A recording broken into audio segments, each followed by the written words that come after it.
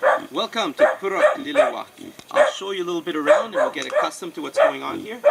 Here's a local guard dog.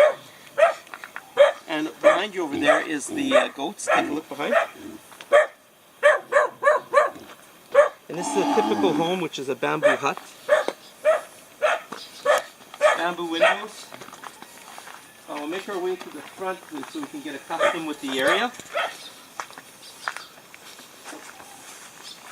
This is a little bit of an upgraded home where they have bricks and bamboo doors and bamboo walls.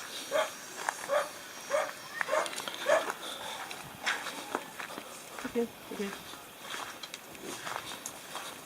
Alright, we'll make our way across the street. This is the house here that we're building at this time for the family. We'll walk up and see. Your fingers are probably in the lens there, Lemon. Okay, let's come on in and take a quick look around here. Come on this way, Lemon.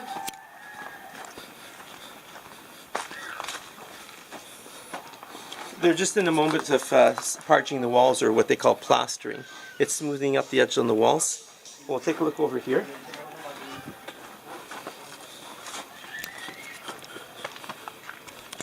This here will be the kitchen.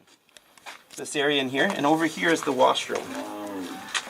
We put in plumbing, but it won't be up and operational right away, but the floor drain will, so they can splash themselves with water and use this area as a shower, and I'll explain more about that later on. But in the Philippines, things get put in bit at a time and then change. The roof is being constructed at this time. So come over here. So it's a two-room house, as you can see, and they're parching the back wall right there. And here's the foreman on the floor right here. Right there. She makes sure that everything goes on. Yeah, baseball. Okay, come on up this way, man. Let's get a quick shot of the scaffolding, homemade scaffolding and stuff. Okay, now let's go on this way. Come on this way, man. As you come out here, just get a shot of the front of the house and the side.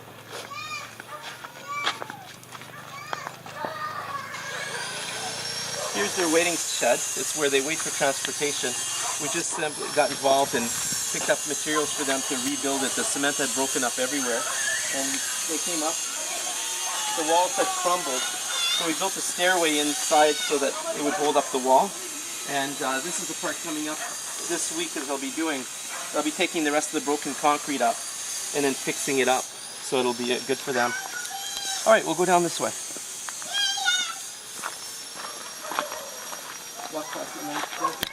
Post pasar? What?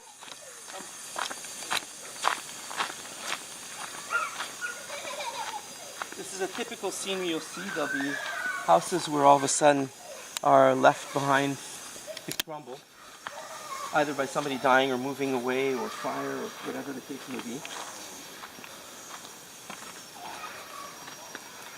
Now this is where a lot of the community comes to get their water, to wash their clothing. It's all here. And they also take their bath here. So come on in there, come over on this side here.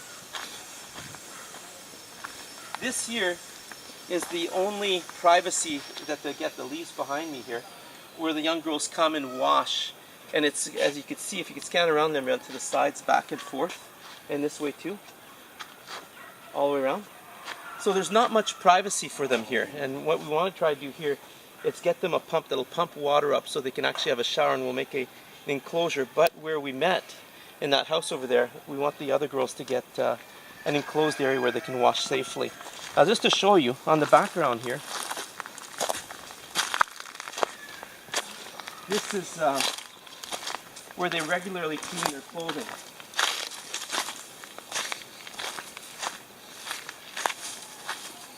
We have a stream down here, which I'll get them to zoom in a moment. But the stream in the summertime is no deeper than about 1.5 inches. Right now, it stands at about maybe 2.5 inches. But they'll wash their clothing in that. And as the flow diminishes, also the contaminants increase. So the issue that comes up is a lot of times their clothing, and they'll even bathe in there, which is not a healthy situation. So what we're trying to do at this point is to bring around where they can use that other area where we could actually put an electric pump in and bring up some of the water. So one of the reasons why we got involved with building this home was the woman that was living in the home, lived in a bamboo hut before, that you'll see in some of the pictures tied to this. The woman was basically had to move out of her original home, which was a small home anyhow, because her husband had been involved with drugs and burnt his mine. And so once in a while he gets very agitated and would hurt the kids or her. So she moved into the small bamboo hut, which was actually very flimsy, and during the last typhoon it affected the home. A lot of the floor in the home, the concrete was broken and lifted, and they were sleeping on angled pieces of concrete.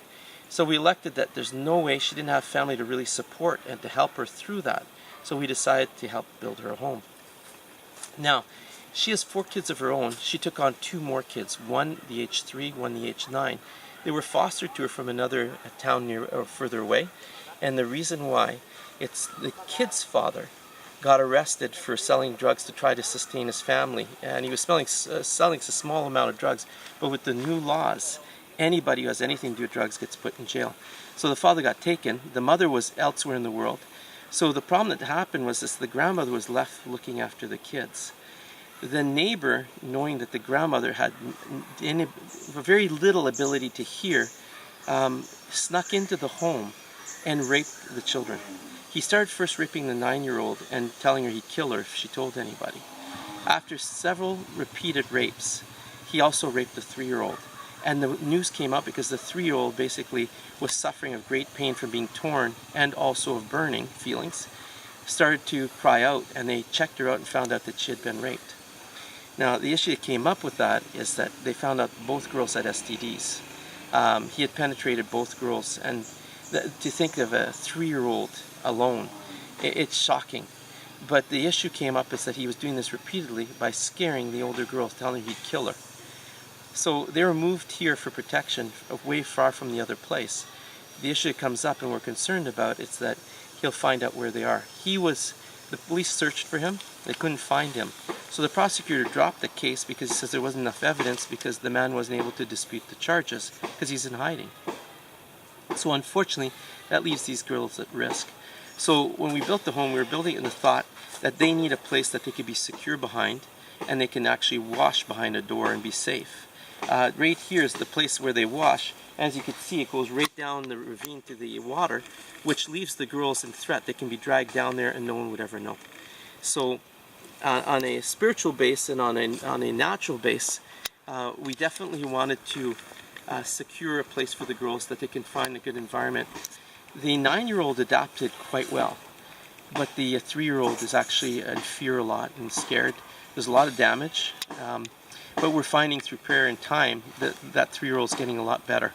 But still, there's a lot of times there's fear. And so we're working at this point to see him through. But I believe just alone the environment of the home and the environment that surrounds and the people are going to make the difference. There's a little church we've established since, and that little church has actually been thriving and building the community. The community is all involved with helping these kids. And that's made a big difference. The 9-year-old is already on a really good path of recovery. The 3-year-old is starting to get better. She's not crying all the time. She was, every hour or so, she'd just break out in tears. And this went on for weeks. And so we're seeing it now that it's better. Things are happening and they're changing. I believe strongly the biggest part was the prayer. But also another part is the love. That people just showing them love and care. And we interact with them constantly, which helps in restoring who they are. So in this segment here, I'll leave this alone for now, but we're going to move into another area. It's going to be on another video. It's another house where these people, they built a house against another house made out of bamboo, but their floors are made of earth. And the kids are sick with asthma and issues. There's 2 reasons. One is they cook in the house with wood, which gives off benzene. The other problem is it's that the earth floors get wet a lot, and there's pigs and chickens on the outside, which again creates other issues for asthma, including mold. So we're looking to concrete their floors to at least put a barrier between them and the problems that are there. And then in the future, we'll see about trying to do something. These homes, they sound like they're a lot of money. They're not. Actually, the materials are more than the labor. But what we're looking at, this house when we're done, will probably be about 10,000 Canadian dollars. And that's the top of it.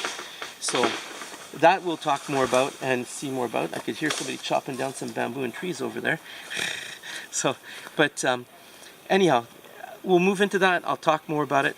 But one thing we can do, it's that if you want to help, we're probably about $3,000 to $4,000 short right now for all the things we've done here. We've gone into the mountains. That I'll talk about in another video. Just look for the other video tied about missions in the mountains, and you'll be able to see a lot more what's going on. And also we'll put another one about the other lady's house so you can get a glimpse of what it's like inside the home and why it's such a struggle. And they're incredible survivors. No matter what gets thrown on them, they find another way around it and they survive. And they always keep a positive attitude, but poverty it really stinks, and it does bring a lot of pain. What's really good is that not when we take over, but when we bring help and join with them in helping, that's when we see recovery. So anyhow, that's it for this video. Catch you on the next one. Bye bye.